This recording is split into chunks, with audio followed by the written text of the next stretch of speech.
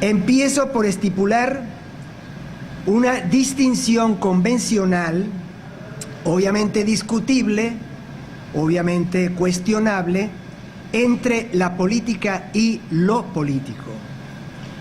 Por si acaso, debo dejar constancia de que no soy el primero en pensar esa distinción como tal, pero es posible, lo digo con reservas, que esa estipulación sí sea, en su contenido concreto, sí sea de mi modestísima cosecha en la parte correspondiente a qué entiendo especialmente por lo político. Propongo entonces entender lo político como la esfera o ámbito de teorías, valores, virtudes y prácticas en razón de las cuales la persona con vocación de servicio público trasciende plenamente su individualidad hasta convertirse en un servidor público total y actuar constantemente, persistentemente como tal. Considerados sus fuertes cimientos éticos, lo político viene a ser entonces la expresión de lo que me permito llamar la buena política, la política del alma, la política con alma. En último término, entiendo lo político como la máxima realización, repito, lo político, en este momento no estoy hablando de la política, sino de lo político, eso lo entiendo como la máxima realización del ser humano al modo de aquello que Aristóteles definió como animal político, locución muy famosa, muy conocida, muy manoseada, muy maltratada, muy manipulada, muy utilizada con toda clase de intereses, pero que a fin de cuentas viene a significar el ser humano como animal social. Eso es lo que significa político ahí, social. ¿Por qué? Porque se trata, según la perspectiva de Aristóteles, del animal que solo puede realizarse plenamente en la medida en que vive, en que existe en una polis. De ahí viene político, ¿no? Es decir, una comunidad político-social concreta. A su vez, por política, o sea, distinguiéndolo de lo político, podemos entender cuando menos, uno, el orden de la realidad social, del ser social, conformado por instancias de poder, es decir, instancias destinadas a hacer valer legítimamente determinado programa político-social en una sociedad de referencia, sistemas institucionales de administración pública y gobernanza, instituciones dedicadas a la actividad legislativa, normas legales, estructuras de impartición de justicia, etc. En menos palabras, podemos convenir en asumir el significado de la palabra política, en este contexto discursivo en el que estoy pronunciando estas palabras, como la institucionalidad garante del ejercicio fáctico del poder, obviamente del poder ejecutivo, la producción legislativa y la dinámica judicial, así como las fuerzas e instancias colaterales que dinamizan esa institucionalidad. Y dos, el vocablo política también significa la ciencia que da razón de esa realidad política y de lo político. El plano que me interesa considerar con más amplitud es el de lo político, pero ese es un plano que no se puede disociar de la política. Es decir, no podrá existir lo político sin la política, aunque eventualmente parecería posible un sistema de política meramente formal y formalista, también podemos decir, que no alcanzara la profundidad ética, social y antropológica de lo político. De hecho, lo que aquí llamo lo político podría entenderse como la realización suprema de la política, lo cual justifica el recurso a la noción de política total, que es el que está apareciendo en el enunciado mismo del título de esta disertación del día de hoy, de este diálogo abierto del día de hoy. Una vez encauzados en esa dirección, empezaría por preguntar por el sentido de lo político y también de la política. Es decir, empezaría por decir, ¿cuál es el sentido de lo político? La pregunta por el sentido de lo político comporta la interrogación acerca de su pertinencia ética y social, es decir, por su inserción en un sistema de correspondencias que en lo concreto supone una proyección coherente en el devenir y también una representación clara de su finalidad. En lo esencial, la pregunta por el sentido de lo político apunta a esclarecer ¿para qué es lo político? Pregunta que normalmente o con mucha frecuencia, o quizás para muchos nunca, se suele formular. ¿Para qué es la política? ¿Para qué es lo político? ¿No? En fin, ¿para qué montamos los seres humanos todo el complejo de estructuras, dinámicas, representaciones, dispositivos, decisiones, actos, valoraciones que configuran lo político y la política? Empiezo por responder para qué no lo hacemos.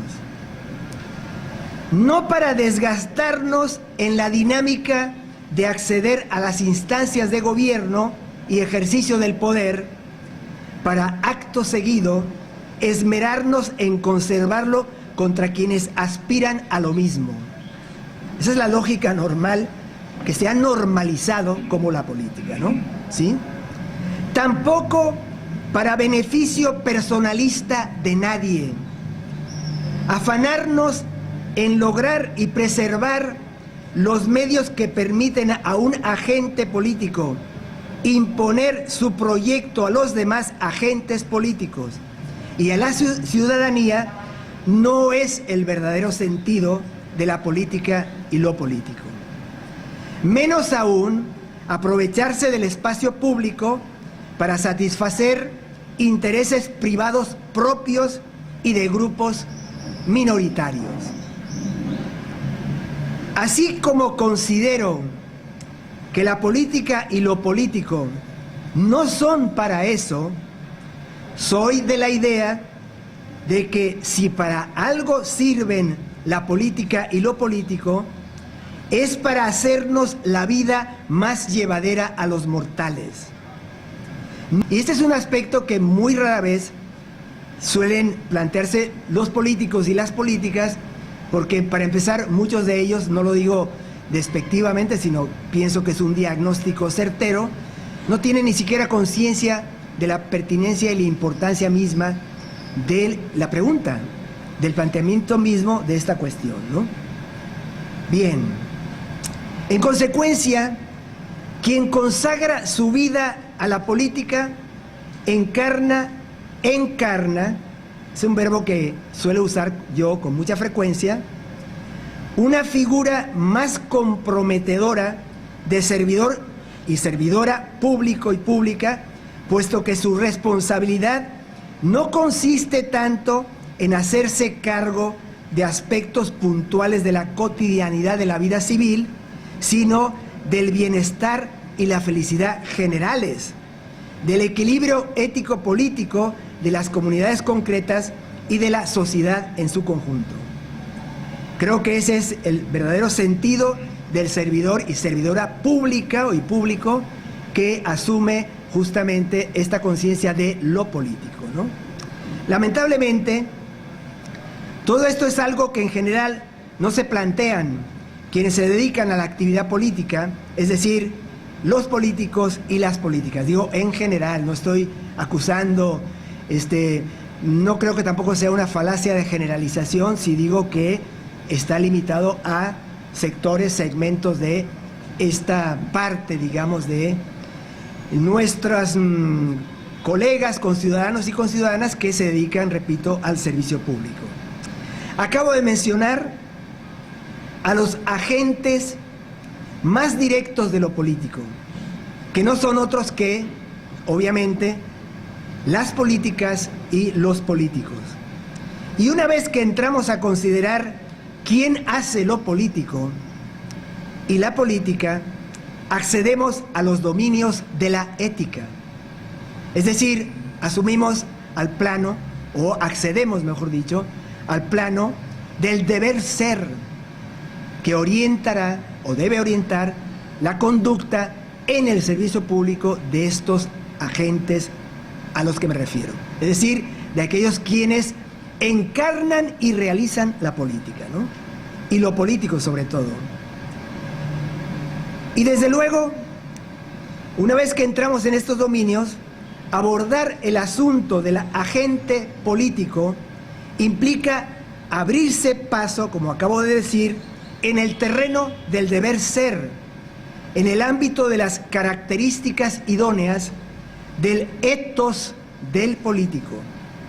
Dicho de otro modo, hacernos cargos de este asunto comporta tratar de responder a la pregunta: ¿cómo debe ser quien se consagre a la política?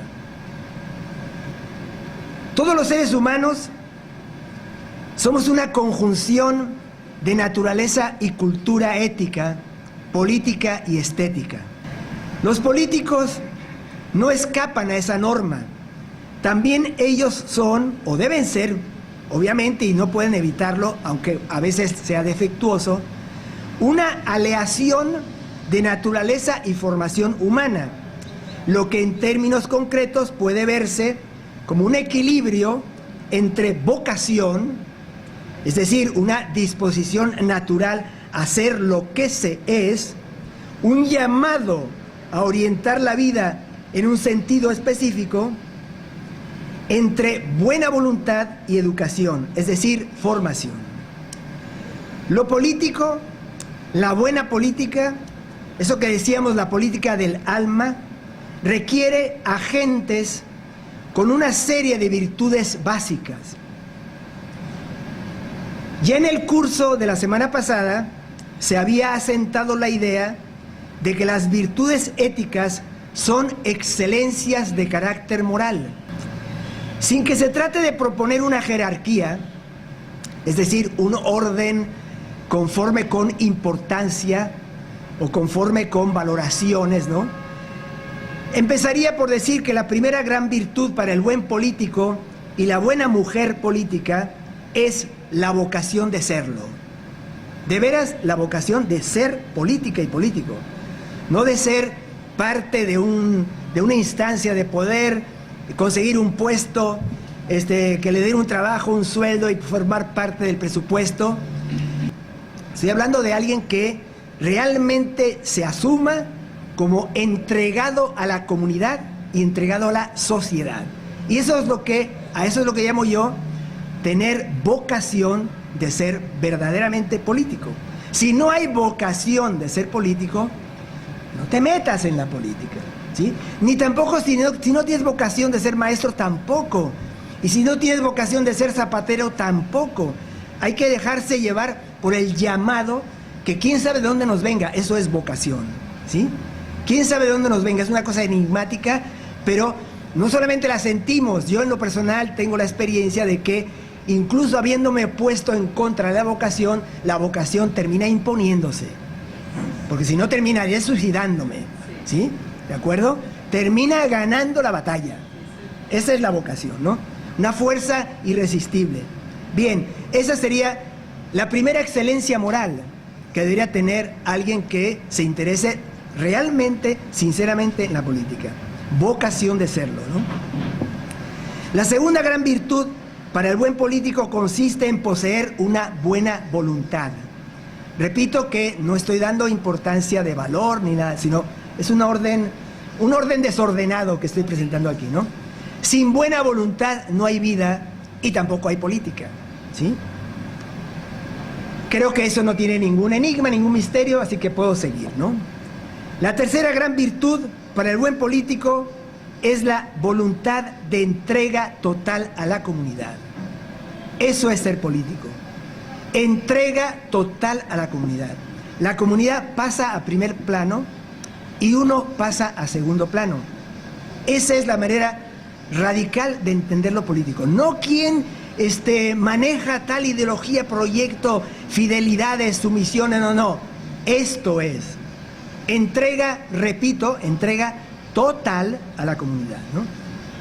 Porque ustedes si buscan en el diálogo de Platón, República, se darán cuenta de lo que entiende justamente Platón como el verdadero filósofo, que es el único verdadero político para él, y cómo ese señor y señora, porque ese es el gran primer discurso documentado de inserción de la mujer en la vida social y política, es República de Platón, con un escándalo fenomenal en su tiempo. Tanto hombre y mujer dedicados a la política deben renunciar a todo. Renunciar a todo es todo. O sea, no tener familia, no tener sueldo, no tener casa, no tener propiedades, no tener donde, casi ni tener una vida privada, ¿no? ¿Sí? Entregarse por completo a la vida de la comunidad, de la polis, ¿no? Y bueno, y si realmente ese cero político, no se preocupen, algún día la comunidad, por ejemplo, le regalará media res para que coma, ¿no?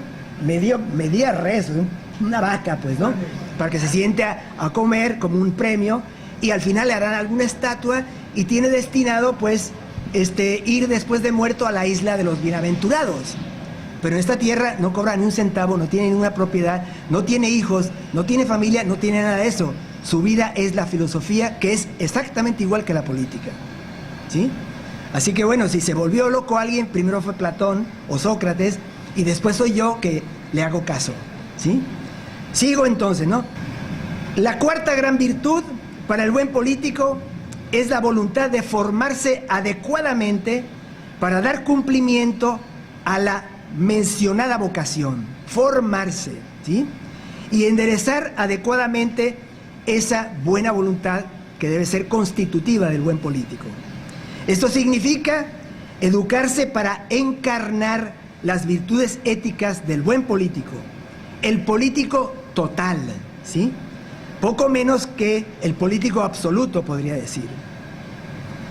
La quinta gran virtud para quien ejerza la buena política es la disposición constante a subordinar los intereses personales a los de la comunidad, al bien común. La buena política nunca será fuente de enriquecimiento personal o grupal, ni sustento de un bienestar focal minoritario a costa del sufrimiento de la mayoría de la comunidad, que es justamente la norma del presente, ¿sí? Y casi nadie o muy pocos lo cuestionan, y hay montones de fuerzas tendiendo a que eso continúe como si fuera lo normal, ¿sí? La sexta gran virtud del buen político es conocer con fundamento la realidad social. Conocer con fundamento la realidad social y política en la que haya de desenvolverse. Porque hay un montón de gente que se dedica a la política y no sabe ni dónde está parado. Eso sí, ¿no? Incluso viene de otras partes, lo metieron ahí porque es parte de un grupo, etcétera, y no tiene ni idea de dónde está, ¿no? ¿Por qué cayó ahí? Pues voló, lo trajo el viento, quién sabe, ¿no? La séptima virtud de las buenas y buenos políticos es la capacidad de comunicar con veracidad, claridad y elocuencia, es decir, capacidad retórica, ¿sí?, aquello de lo que deba informar y dar cuenta a su comunidad de referencia. En general, debe tener una satisfactoria capacidad de persuasión, pero no por la persuasión misma, porque eso se llama demagogia. Ya lo dije claramente, comunicar con veracidad, claridad y elocuencia, ¿sí? Y de esa manera persuadir, ¿no? La buena política, por muy buena que sea, nunca se debe imponer a nadie que no la comprenda o acepte. Otro gravísimo error. Mucha gente que anda con la bandera del bien, imponiéndosela, clavándosela en el corazón a quien ni la entiende, ni la espera, ni porque no la entiende ni la espera, no la recibe, pero ahí vamos, ¿no? A imponérsela, ¿no? La octava virtud del buen político es la disposición y capacidad de escuchar a la comunidad, incluso a quien no concuerda con sus ideas, propuestas y actuaciones políticas. Conviene tener presente la recomendación de los cínicos, estoy hablando de los filósofos cínicos, no esa cosa que llaman cínico por ahí, estoy hablando de la orientación filosófica llamada cinismo, es decir, Antístenes de Atenas, Diógenes el perro, Apolonio de Rodas, etcétera, etcétera, ¿no? Hiparquia, mujer cínica, extraordinaria, rebelde de la filosofía, etcétera, ¿no? A esos me refiero, ¿no? Alguno de ellos decía que convenía escuchar a los enemigos, que nunca faltan por lo demás, ¿no? Porque nadie es monedita de oro, que es importante escuchar a los enemigos porque son los primeros en decir verdades sobre uno, ¿sí? ¿Ustedes quieren que alguien les diga la verdad? El enemigo se la va a decir, ¿sí? Ese es el primero que les va a decir a usted su verdad. Así que escuchen con atención lo que el enemigo diga, ¿sí? La novena de las virtudes, aquí, claro, también el enemigo inventa y no se lo crean, o sea, está el sentido crítico para filtrar todo, pero una tendencia del enemigo a decirte la verdad. Reflexionen sobre lo que os diga su rival, su enemigo, su adversario, etcétera, porque puede haber una buena dosis de verdad. Y no, pues lo dijo él y no, es todo lo contrario, ¿no? ¿Ok? La novena de las virtudes aquí recogidas es la de gobernar, que es lo mismo que decir gobernar con rectitud. Esto parece una perogrullada, ¿no? Sin derivar en demagogia, esa esclavitud ante la muchedumbre. El demagogo piensa que tiene a la gente, a su audiencia, a sus seguidores, a sus clientes, etcétera, que los tiene él en su bolsillo, en su bolsa, que él los domina, que él los maneja. La verdad es la contraria exactamente. El demagogo es el esclavo de esos que están ahí, viendo cómo le sacan la sangre, viendo cómo se aprovechan de él para obtener provecho propio.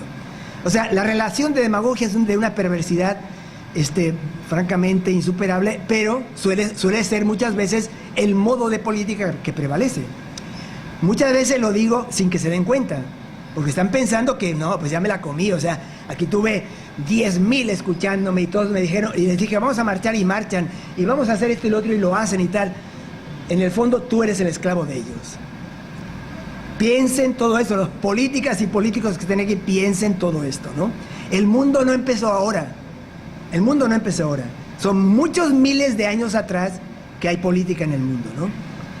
El buen político tiene autoritas, educa a la gente, no sucumbe a la imposición de intereses indefendibles y oportunistas, y aún inconfesables, por el hecho de que eventualmente tengan aceptación mayoritaria o porque eso convenga para un fin demasiado mediocre y focal, ¿no?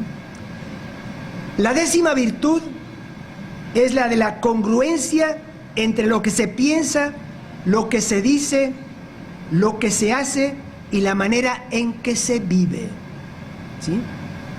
Todos los días se escuchan en todas partes incongruencias que tienen que ver con esto. Así que ustedes saben mucho mejor que yo de qué estoy hablando aquí, ¿no? ¿Sí? Una undécima virtud del buen político es la empatía, es decir, el sentido de identificación y desenajenación plena con respecto a la realidad de la comunidad y la realidad de la gente que le integra. Sabemos que ese era, básicamente, aunque yo creo que va más allá de esto, pero digo básicamente, lo digo con reservas, el ideal socrático platónico del político, sustentado en una identidad entre filosofía y política. Pero también estamos conscientes de que esta es una opción que requiere nada menos que una sólida formación filosófica, que es algo muy distinto a estudiar una carrera de filosofía en alguna universidad. Conste eso también, ¿no? ¿Sí?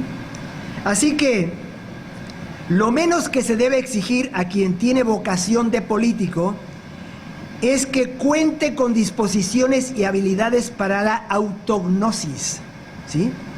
Es decir, conocerse a sí mismo, que trate de conocerse a sí mismo, como por cierto ha de exigirse a todo ser humano, o ha de esperarse de todo ser humano, pero acaso con más amplitud y perentoriedad a quien se dedique al servicio público. Esto por lo que decía hace un rato, o sea, si no te gobiernas a ti mismo, no puedes gobernar a nadie. Para gobernarte a ti mismo tienes que empezar a conocerte a ti mismo. Primera labor, vamos a decir, de carácter cognoscitivo, epistémico y más, es conocerse a uno mismo, autognosis, ¿no? Bien. En estrecha conexión con ese deber, quien aspire a asumir lo político como el sentido de su existencia, no importa si ejerce cargos públicos o no, porque esa es otra cosa. Ser político no es necesariamente estar ejerciendo cargos públicos. Debe asumir también el de dominarse a sí mismo. Debe encarnar la virtud que los griegos solían llamar encratía, el dominio de sí, el proceso de domar la fiera humana que traemos general todos nosotros, ¿no? Ese deber conecta con el de la autodisciplina, la disciplina en general y el sentido del deber. Es necesario aceptar, por deber y disciplina, las determinaciones del interés general y del bien común, pero siempre de manera consciente, crítica, autónoma, como resultado de las operaciones de la razón que permitan fundamentar una justificación racional. Ese proceso debe desembocar en el gobierno de sí mismo. Solo cuando alguien es capaz de gobernarse a sí mismo, puede aspirar a asumir responsabilidades de gobierno de cara a los demás, tanto en el nivel de la familia propia como en el de la totalidad del espacio público.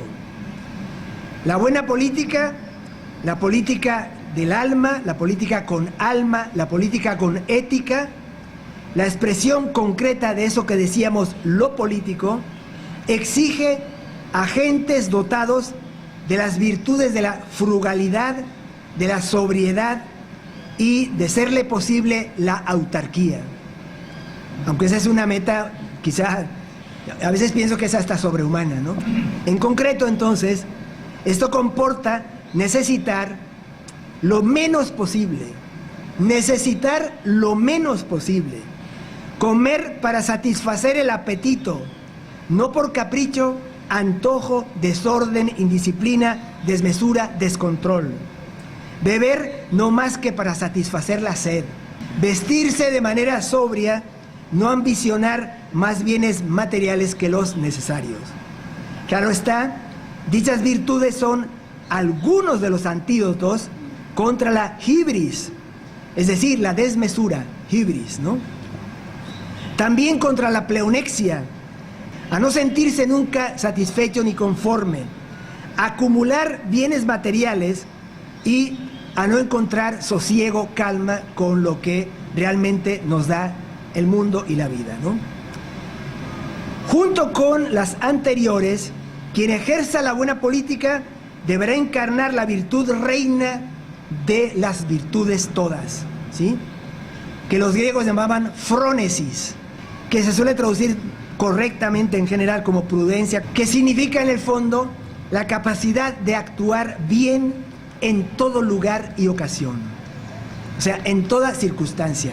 en todo momento y en todo sitio donde estemos, ¿no? Con esa virtud conectan el equilibrio interior, la moderación, el sentido de medida, que también era una exhortación incluso prefilosófica. Eso está grabado, esa inscripción está grabada en el templo de Delfos, como aquella otra inscripción que decía, conócete a ti mismo, ¿no? Noti se auton, también está meden hagan, o sea, todo con medida, ¿sí? Vamos a decir, un principio verdaderamente rector de la conducta y del ethos del mundo griego, que adoraba realmente y lo tenía interiorizado, el sentido de equilibrio, de armonía, de calma, de serenidad, de no, vamos a decir, de evitar disrupciones, violencias, conflictos, etcétera, ¿no? Meden hagan, todo con medida, ¿no? Es decir, el arte del famoso, pero muy mal tratado, muy mal conocido, muy mal manejado, justo medio, ¿sí? Justo medio. Bien, que es todo un arte ético, ¿no? Bueno, en realidad el arte ético es lo que los griegos llamaban la etiqué metretike, o sea, la medida moral, el cálculo moral, ¿no? Sopesar, balancear lo moral, ¿no? Estas virtudes no se adquieren por un simple acercamiento teórico, libresco, a definiciones y explicaciones de las virtudes, ¿sí? Sino a su conformación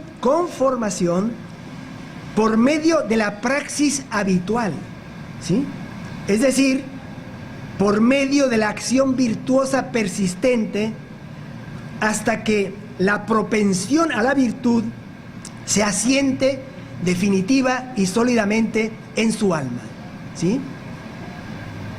Esa es una discusión antigua, de dónde viene la virtud, si es que venimos con naturalmente dotados, y efectivamente algunos sí, otros no, pero también tenía la conciencia de que quienes traían buena dotación ética, si no se educaba, se perdían en el camino, se pervertían, y muchas veces, generalmente, se convertían en lo contrario, ¿sí?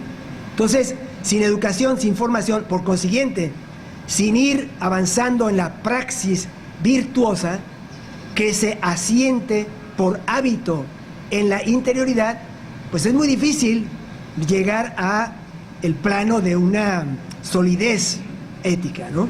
Entonces, de lo que se trata es de eso, practicar persistentemente la virtud para que esa tendencia se convierta en una propensión permanente y actuemos con virtud todo el tiempo. No se puede ser virtuoso de lunes a martes y el resto de la semana sin saber qué onda. O no se puede ser virtuoso de 8 de la mañana a 12 del día y después hacemos lo que nos dé la gana. No, no. Eso tiene que ser una condición, un estado, ¿sí?, del propio ethos de cada quien, ¿no? Asimismo, quien consagre su vida a la buena política debe encauzar su voluntad de valor. Es una cosa que hablamos en el curso pasado, la voluntad de valor, ¿no? Encauzar la voluntad de valor en la ruta de la configuración de los valores más positivos, los valores humanamente más realizadores, ¿no?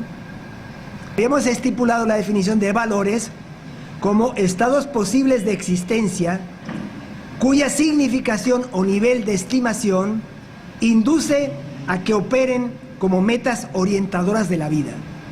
Así habíamos definido como valores, ¿no?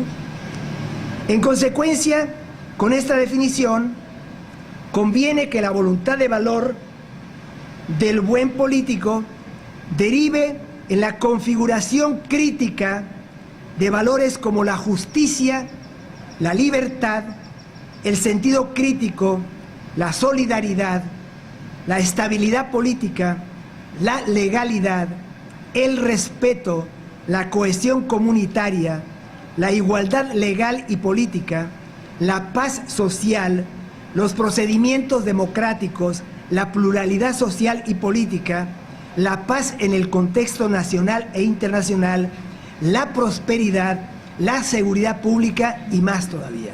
Las virtudes éticas, por su parte, terminan convirtiéndose en valores cuando se les asigna a esas virtudes un grado tan grande de estimación que orientan nuestras vidas, se convierten también en valores, ¿no? De modo que a la lista de valores que ya hemos señalado aquí, se deben sumar las virtudes mismas asumidas ya como valores. Hay un vínculo muy estrecho entre valores y virtudes, pero no son lo mismo. No hay que confundirlo, ¿sí? No son lo mismo. Finalmente, como se recordará, aquella que en su momento enuncié como la sexta virtud del buen político, que era la de conocer con fundamento su realidad social y política de referencia, requiere algunas precisiones. El buen político debe conjugar, para decirlo al modo aristotélico, unas virtudes morales y unas virtudes intelectuales. Estas últimas, las virtudes intelectuales, conforman un complejo de actividad epistémica, o mejor dicho, permiten sustentar un complejo de actividad epistémica de capital importancia para la vida y también para la política. El buen político debe alcanzar la virtud de la comprensión sinóptica de los acontecimientos que le conciernen. Sinopsis quiere decir, en griego, visión de conjunto, ¿sí? Visión de conjunto, ¿de acuerdo? Es decir, debe estar dotado de sentido de totalidad e interpretar los fenómenos de su incumbencia como formando parte de una trama compleja de relaciones intercausales. Debe igualmente estar constantemente dispuesto a una prudencia epistémica que en la práctica supone, primero, deslastrarse de prejuicios, ¿sí? Proceso relacionado obviamente con la autognosis, que en el fondo la autognosis es la autocrítica rigurosa, ¿sí? No eso que se suele llamar muchas veces autocrítica, decir, bueno, me doy unos golpecitos de pecho y tal, y a ver si calmo al personal y seguimos adelante. No, no. Estamos aquí hablando de realmente someter a cuestión uno mismo, ¿no? ¿De acuerdo? Afilar el sentido crítico, acopiar datos sobre la realidad, que sean datos con calidad y en cantidad suficientes, observar los asuntos que le conciernen desde diversas perspectivas, ¿sí? No conformarse con el punto en el que está colocado uno, sino colocarse en otros puntos o escuchar a quienes están en otros puntos, ¿sí? Escuchar con respeto y atención opiniones y análisis pertinentes. Incluso dije que hasta de los enemigos. Esos son los mejores, ¿sí? Suspender el juicio. Suspender el juicio. ¿Se acuerdan de la epogea famosa? ¿Sí? Suspender el juicio cuantas veces sea necesario antes de pronunciarse, antes de caer en un desliz, antes de caer en una irresponsabilidad, en una ligereza, en alguna cosa de esas, ¿no? Suspender el juicio cuantas veces sea necesario. En suma, poner en marcha siempre procesos de representación, ya lo habíamos dicho, que llamábamos cataléptica, ¿no? De modo que pueda tener una representación adecuada de lo que acontece en su jurisdicción. De ese modo, podrá tener un conocimiento preciso de los problemas de su comunidad de referencia y podrá tomar conciencia de los medios apropiados para afrontarlos. El discurso de la ética se ocupa del deber ser y en general no puede prescindir de algún uso del verbo deber. Por eso suena a veces tan abusivo, ¿no? Parece una cosa impositiva. Pero no hay forma de hablar de ética sin recurrir al verbo deber, ¿no? El verbo deber, y claro, también algunos que de pronto son afines y se puede recurrir a ellos, ¿no? Entonces conviene reparar, entonces, en que lo expresado aquí no es una lista de deseos que vine aquí a lanzarles a ustedes, ¿no? Sino que vine a señalarle que se trata de esto, que es una propuesta en torno al deber ser de la política y lo político. Muchísimas gracias.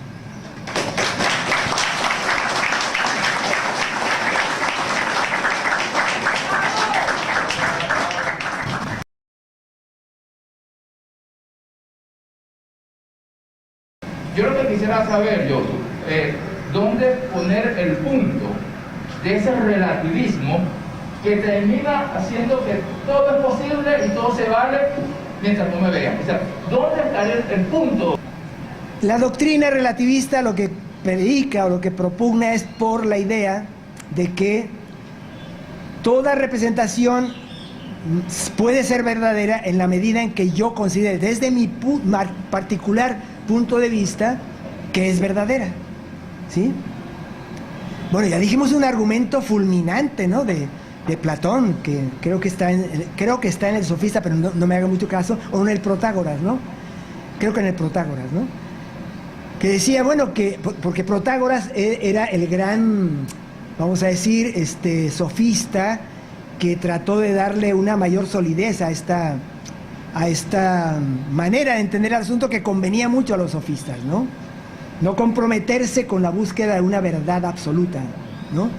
Y conformarnos entonces con la verdad de cada quien, en el caso de Protágoras con honestidad, porque él pensaba que podía surgir en el ágora, en el espacio público, dentro de una diversidad de verdades o de aproximaciones limitadas y relativas, un sabio, ¿no?, que pudiera, desde otras perspectivas más o menos, proponer representaciones o proposiciones más sólidas, mejor fundadas y demás, y eso podía cohesionar a la comunidad, que era lo que les preocupaba, ¿no?, políticamente, ¿no? Sin embargo, bueno, hay una respuesta terrible, ¿no?, de socratismo platónico diciendo, el hombre, que era lo que decía Protágoras, el hombre es la medida de todas las cosas. Bueno, ¿cómo un ser imperfecto como el hombre puede ser la medida de nada? ¿Sí? El ser humano no es la medida de nada, para empezar por ahí, ¿sí? Y entonces, por otro lado, esa contradicción inherente al relativismo de pretender sustentar el relativismo sobre la base del esquema de la idea absoluta de la verdad, porque quien dice que solo hay verdades relativas, ¿qué es lo que pretende estar diciendo? Una verdad que supuestamente sería, entre comillas al menos, absoluta, ¿no? O sea que es una cosa verdaderamente insostenible, infumable, etcétera, que en sí misma no parece tener mayor importancia, parecería un capricho de filósofos demasiado exquisitos, ¿verdad?, y perfeccionistas, interesados en cosas enrevesadas y tal. No. El socratismo platónico, que es vamos a decir, actúa en el escenario en el que esta confrontación llega a su máxima cumbre, a su máxima expresión, porque es una confrontación entre el convencionalismo que propugnaban en política los sofistas, el convencionalismo que propugnan también los sofistas en el terreno epistémico como relativismo. Convencionalismo quiere decir que no hay referencias absolutas, sino todo es pacto social, todo es acuerdo. Quienes piensan que Hobbes, Rousseau y demás inventaron el pacto social están muy equivocados. Ya entre los antiguos estaba esa tesis bastante claramente manejada, ¿no? Los sofistas por un lado, Epicuro por otro lado, creían que existía un orden político y un lenguaje incluso sobre bases convencionales. O sea que hay una pugna antiquísima de convencionalismo contra los que propugnan que hay un referente absoluto que es la physis. O sea, el referente no puede ser el nomos, la norma, la ley, porque la norma y la ley son convencionales. Nadie puede pensar que porque algo esté escrito en una ley o porque algo esté asentado en un código, eso es verdadero, ¿sí? Porque sabemos que hay códigos que son convencionalmente armados sin ocuparse por lo verdadero, ¿sí? Y el problema no es, repito, un prurito, no es una cosa de exquisitos, sino el problema es cómo evitar la confrontación interna en la comunidad. cómo evitar la crisis política, cómo evitar lo que ellos llamaban la estasis, es decir, la revuelta interna, eso que decías tú, la revolución, otros dirían, ¿no? El golpe de Estado, la ruptura del orden establecido, violentamente, etcétera. ¿Cómo evitar eso? Entonces, bueno, el socratismo platónico dice, si el asunto va a seguir en términos de relativismo político y epistémico, tenemos garantizado para siempre el conflicto, porque no se asumen referentes absolutos. Bueno, y entonces por eso en República, que es un texto, no olvidemos eso, República es un diálogo, como el título lo indica, dedicado a pensar la política. No es casual que en República aparezca la gran ontología de Platón, ¿sí? Toda la idea de los dos mundos, ¿no? Está ahí, manejado en República. Las ideas más importantes en el terreno epistémico del socratismo platónico están en el libro sexto y séptimo de República también. Las ideas pedagógicas, las ideas estéticas acerca de la poesía y todo lo demás, todos están en República, que es un libro sobre política. Qué cosa tan interesante, ¿no? ¿Sí? Porque, bueno, generalmente en las clases que se daban de filosofía y que uno sufrió, la cosa parecía al revés. O sea, Platón, Sócrates y demás eran los grandes pensadores de la ontología, el ser, cómo se conoce, la cuestión de la ética, la cuestión de la estética y demás, y además la política. Falso de toda falsedad. La política es el centro de atención de la filosofía socrático-platónica, y como nos interesa saber sobre qué bases construir la política, entonces necesito saber en qué mundo estoy. Por eso, además, la continuación de República es otro diálogo enorme que se llama Timeo. Es nada menos que un diálogo sobre la naturaleza del mundo, porque nos va a llevar a la naturaleza del ser humano, que es el agente político. Todo está, por lo menos desde el punto de vista de problematización, conectado en el discurso platónico, ¿sí? Entonces, ¿a qué quiero llegar? Bueno, que en República, justamente, o sea, República es un libro que Platón compone durante 20 años de trabajo, ¿sí? 20 años costó hacer ese libro. Por eso es un libro zigzagueante, es un libro que maneja las cosas en los primeros libros de una manera, en los últimos de otra manera, retoma problemas, etc. Se suponía que República habría bastado con el libro primero, ¿no? Pero el libro primero es terrible, porque el libro primero es donde aparece Platón dándole la voz a un ser absolutamente abominable, un gran sofista, por cierto, pero infumable, tremendamente, que se llamaba Trasímaco. O sea, un personaje que tenía como idea política básica que la justicia es lo que le conviene al más fuerte. Échense ese trompito a la uña, ¿sí? La justicia es lo que le conviene al más fuerte. Y el justo es un pobre infeliz. Los injustos somos felices, dirá Trasímaco. Hacer la injusticia es lo mejor del mundo, sin que nos agarren, sin que nos pesquen, ¿no? Etcétera, etcétera. O sea, dice un conjunto de cosas verdaderamente espantosas, ¿no? Cosas como, por ejemplo, lo importante es hacer la injusticia, pero aparentar que es justo. Y que la gente piense que uno es justo, ¿sí? Y lo importante es que la gente se dé cuenta que el justo es un pobre infeliz. Y además, quien haga lo justo de buena gana y de buena fe, convencido de que hay que hacer lo justo, no le van a creer. No le van a creer, y no solo eso, no le van a creer, no le van a aceptar su política justa. Eso ustedes lo habrán visto muchos de ustedes, ¿no?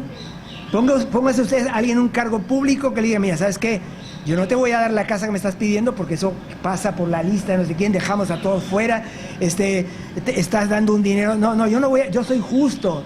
Bueno, este tipo va a creer que otro le está dando más dinero que yo. En fin, nadie va a creer que está actuando con justicia, ¿sí? Entonces el injusto dice, si ese es el caso, actuemos con injusticia, ¿sí? Punto, ¿no? Y si llega el caso de que algún día me descubran, sucede que los justos me perdonarán. Es lo más seguro. Lo más seguro es que me perdonarán. Y si está difícil la cosa,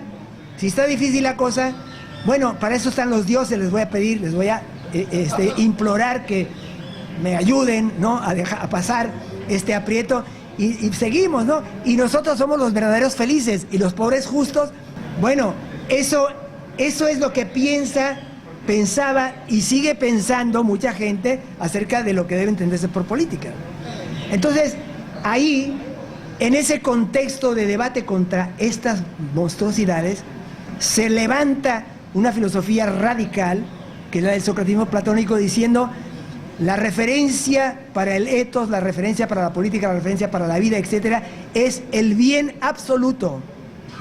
No es la norma, no es el nomos, no es la convención, sino es el bien absoluto. Y en el libro sexto de República hay una famosísima alegoría de la línea en la que Platón nos traza la ruta de acceso a la contemplación del bien absoluto, fuente de toda perfección y de todo lo bueno y de lo mejor en el mundo, a todos los niveles. Y en el libro séptimo, a propósito de una otra famosísima alegoría, que es la alegoría de la caverna, nos da la pauta de mostrarnos cómo estamos en la confusión y la fantasía y cómo hay que llegar a la visión de los objetos reales del mundo y del sol, que son la metáfora del bien absoluto. Y una vez que hemos llegado a esa experiencia, están los filósofos, estamos obligados los filósofos, no digo a ir a regresar a la caverna, sino a ir hasta Río Caribe, ¿no? ¿Qué es lo que uno hace? Lo digo con broma, digo para que salgan de su asombro, ¿no? Y de estas cosas que estoy diciendo que parecen, bueno, ¿de qué está hablando este hombre? Bueno, de lo que se ha olvidado en política, ¿no? Entonces, relativismo, mucho ojo con eso. Es una absoluta falsedad de que solo hay verdades relativas. Eso es mentira. Me gustaría también saber qué personajes para usted tiene ese tipo de referencias morales, no morales, éticas, de acuerdo al ethos. Y de qué modo, también quería preguntar, cómo si nosotros hacemos introspección desde el punto de vista ético, trabajamos el ethos todos los días, nos transformamos, tratamos de hacer el bien en todos los aspectos de nuestra vida, y de qué manera podemos impactar al colectivo. Yo empezaría por cuestionar la idea política que se ha terminado asentando históricamente, ¿no? No creamos que la política que conocemos realmente, esa es la única posible y es la única que ha existido hasta ahora, ¿sí?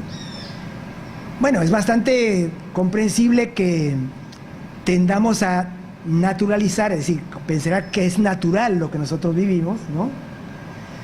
Bueno, pues si tú me estás preguntando qué hacer, una de las cosas importantes es tener más conocimiento histórico, mucho más conocimiento histórico, ¿sí?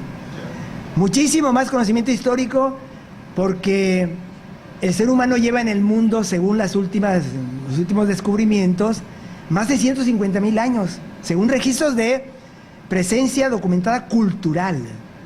Ustedes saben lo que significa 150,000 años. Si apenas no podemos con 2.400, estamos enredados en 2.400, 500 años, ¿sí?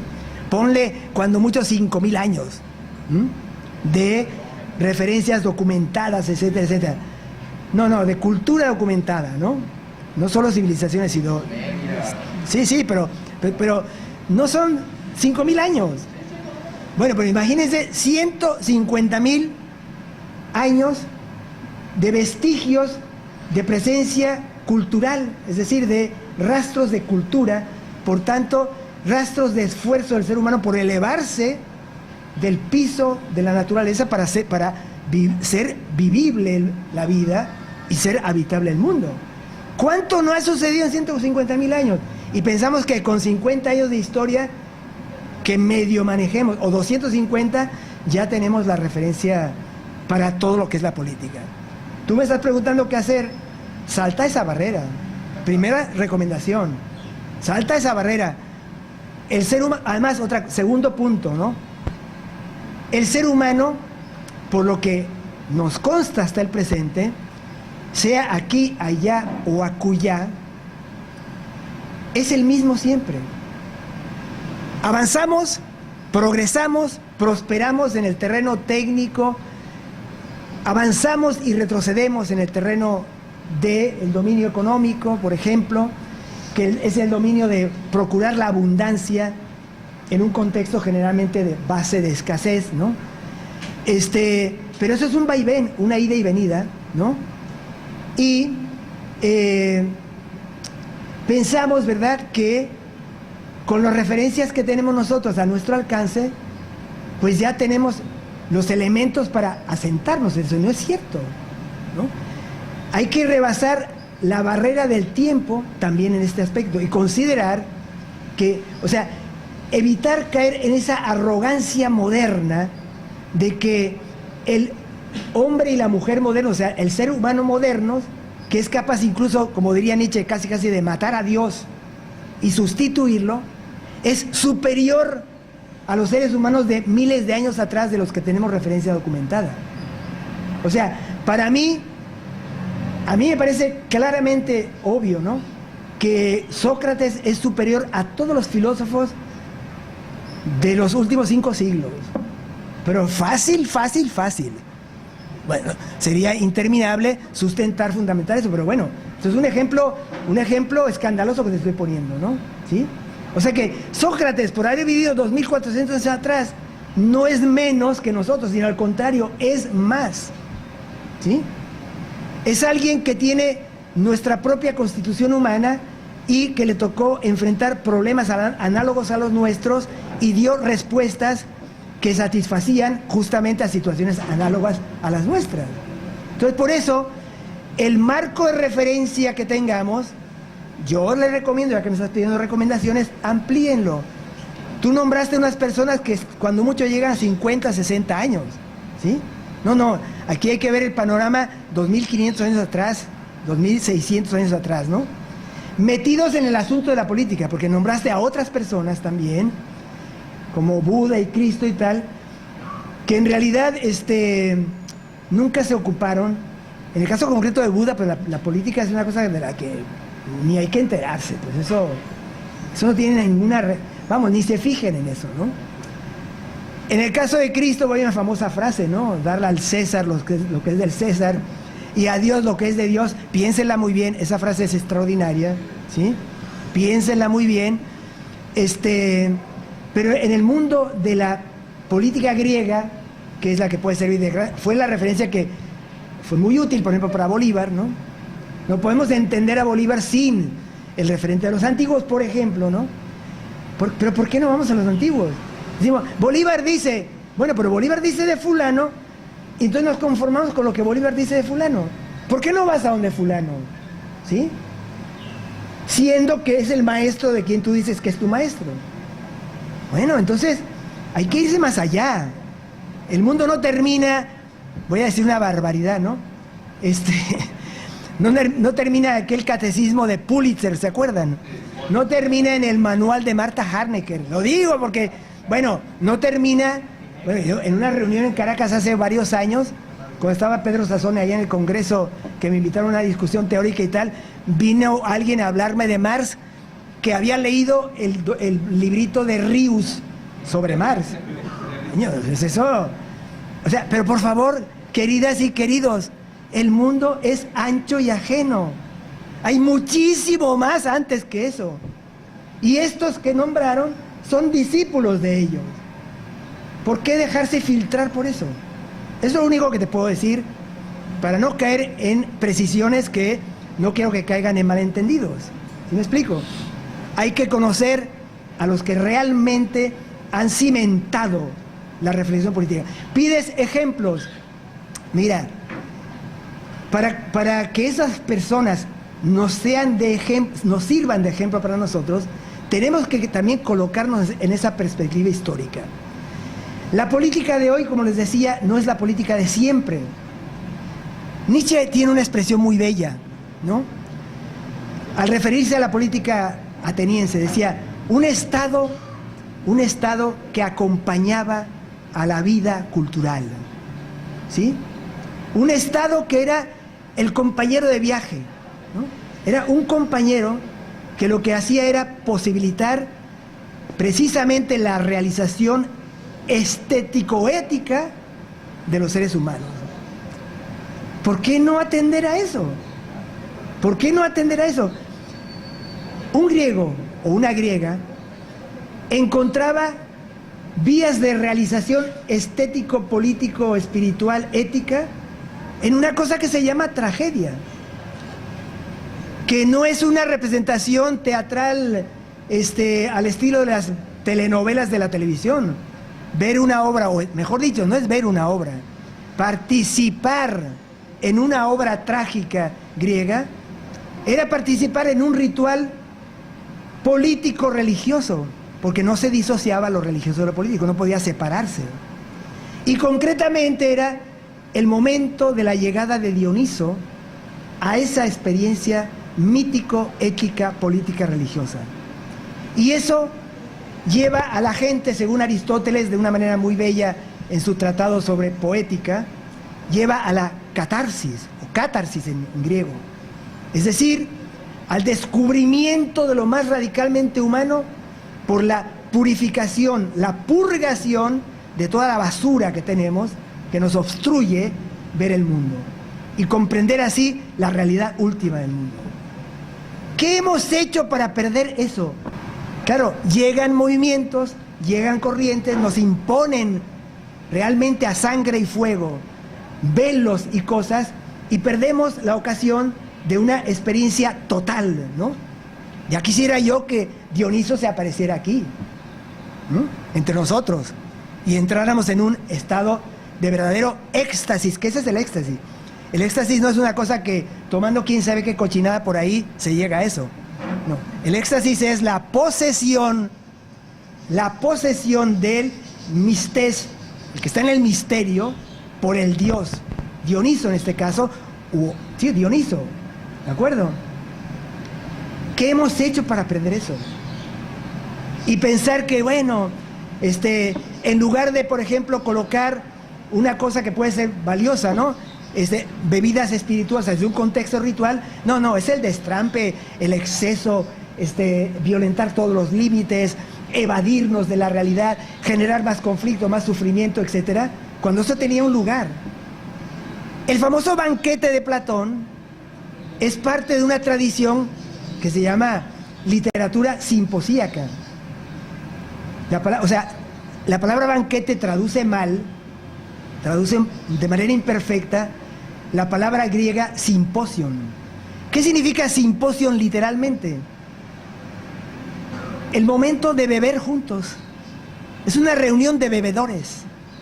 Una reunión en la que la gente sí efectivamente come algo, etcétera, pero viene el momento del encuentro dialógico donde se regula la bebida. No es beber el vino ácratos, el vino puro, sino mezclado con agua.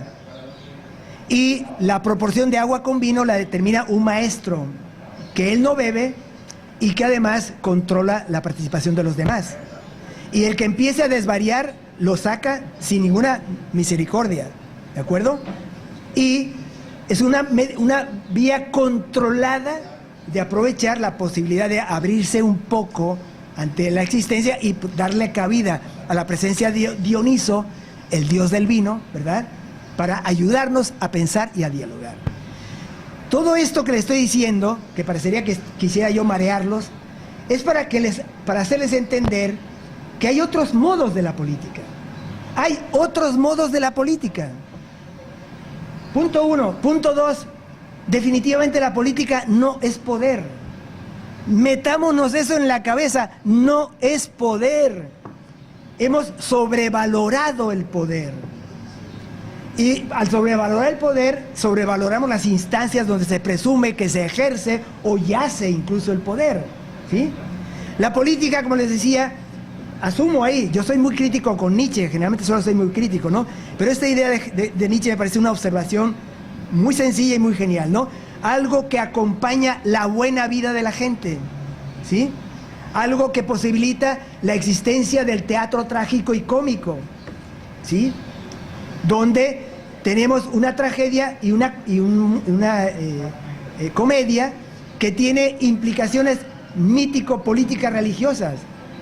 ¿Por qué hemos olvidado eso? Para estar en el poder, el poder, la conspiración, la grilla, acceder, quitar, tumbar, voy a tomar, voy a dejar, ¿no? Voy a acabar, voy a eliminar, ¿no? ¿Sí? Entonces, piensen muy bien en sus referencias. Hay otra idea de la política. ¿Quieres gente que encarne eso? Ya en ese contexto, bueno, yo te puedo decir que, por ejemplo, había cierta cantidad de políticos neoplatónicos.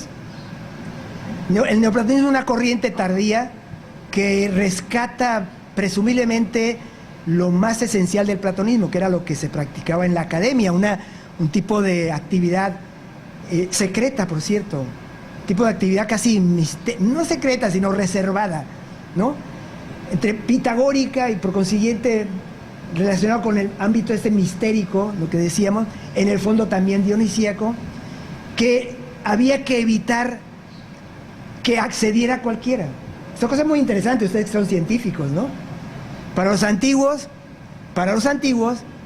no todo el mundo debería acceder al conocimiento científico. Hay que pensar en eso, ¿no? Porque cuánto bárbaro no hay por ahí que ha accedido a los conocimientos más terribles y ya sabemos cómo nos va. No eran tontos, sabían muy bien dónde tenían puestos los pies, ¿no? Lo mismo pasa en política. Entonces, por ejemplo, los neoplatónicos, estos, que primer acto al asumir responsabilidad política, renuncio a todos mis bienes, no tengo ni un solo bien. Medida elemental, porque si yo tengo bienes, ¿de qué voy a estar ocupado? ¿De favorecer a los demás o de estar pendiente de mis negocios? Díganle a los presidentes que son empresarios, ¿no? Y díganle a los que andan por ahí diciendo, es que hace falta un empresario para dirigir el país, que también los hay, ¿no?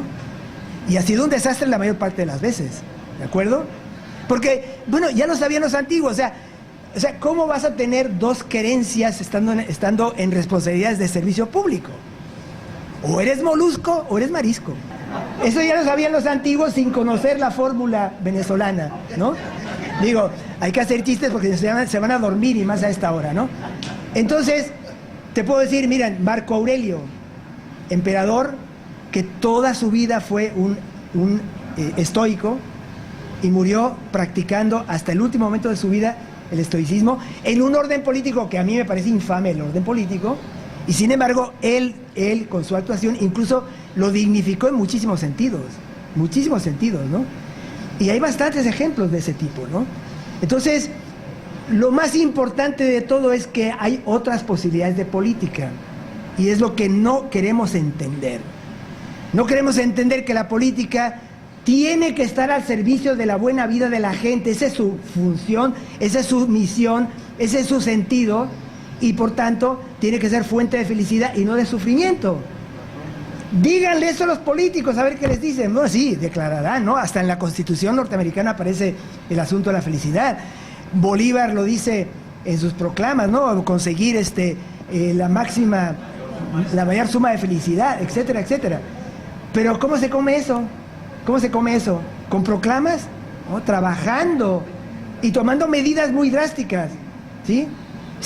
La medida socrático-platónica es verdaderamente sobrehumana.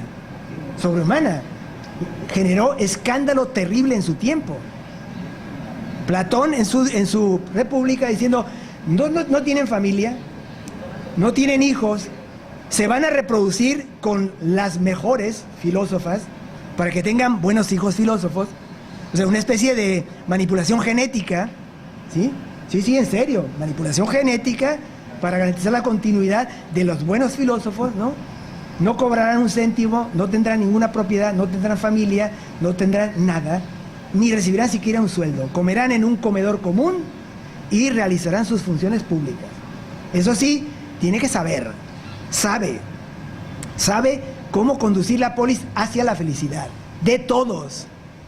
Porque no se vale, dicho explícitamente en República, que unos pocos sean felices y los demás no. El dolor de uno tiene que ser el dolor de todos y la alegría de uno tiene que ser la alegría de todos. Eso es comunidad, ¿no? Y es muy interesante porque es un equilibrio de individuo con comunidad, es individuo éticamente autónomo que conscientemente actúa en favor de la comunidad. En fin, la política no es lo que tenemos aquí. Digo aquí, no en Venezuela, sino en este bendito mundo en el que estamos. Ese no es la política. Por tanto, hay que trabajar muy seriamente en todas esas direcciones, que no logramos nada. Como les dije hace un momento, Platón plantea muy claramente el imperativo de regresar a la caverna después de haberse liberado de las tribulaciones de la caverna.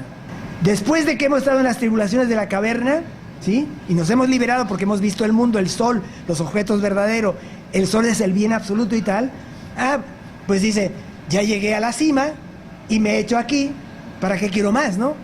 No. Está explícitamente planteado el imperativo de regresar.